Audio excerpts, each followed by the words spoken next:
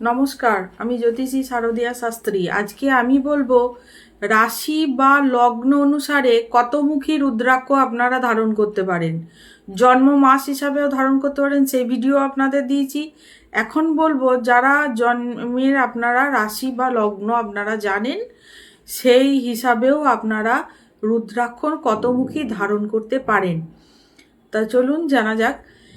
মেষ রাশি বা মেষ লগ্ন যাদের, তারা একমুখী বা 14মুখী রুদ্রাক্ষ ধারণ করুন।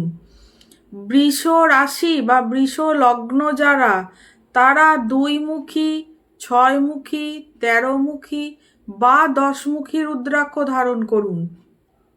মিথুন রাশি বা মিথুন লগ্ন যারা, তারা একমুখী, 3মুখী, 4মুখী বা 11মুখী রুদ্রাক্ষ ধারণ করুন। কর্কট রাশি বা কর্কট লগ্ন যাদের, তারা 2মুখী, 4মুখী, 7মুখী, 12মুখী ও গৌরীশঙ্কর রুদ্রাক্ষ ধারণ করতে পারেন। যাদের রাশি ও লগ্ন হচ্ছে সিংহ, তারা 5মুখী, 12মুখী, 14মুখী বা 1মুখী রুদ্রাক্ষ ধারণ করতে পারেন।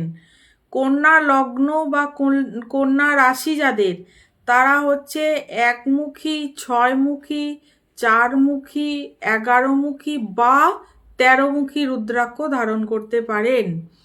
তুলা লগ্ন বা তুলা রাশি যাদের, তারা হচ্ছে 7মুখী, 6মুখী, 13মুখী বা 11মুখী রুদ্রাক্ষ ধারণ করতে পারেন।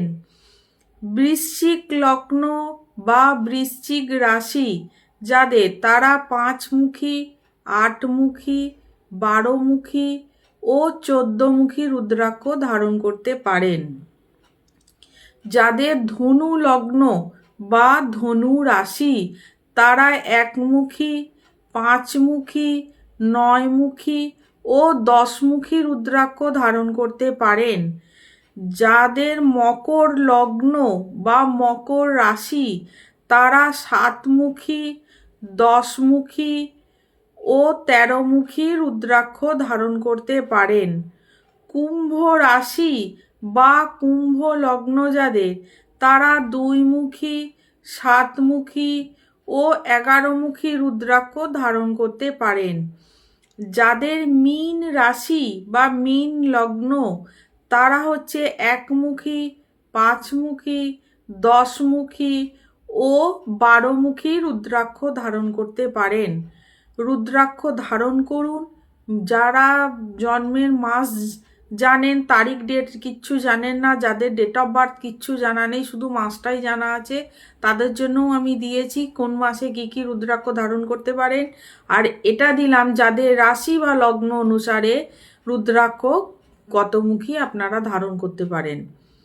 যদি ভিডিওটা ভালো লেগে থাকে অতি অবশ্যই ফলো করবেন।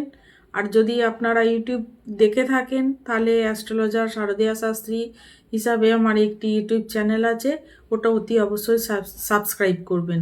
আজ এই অবধি, ধন্যবাদ।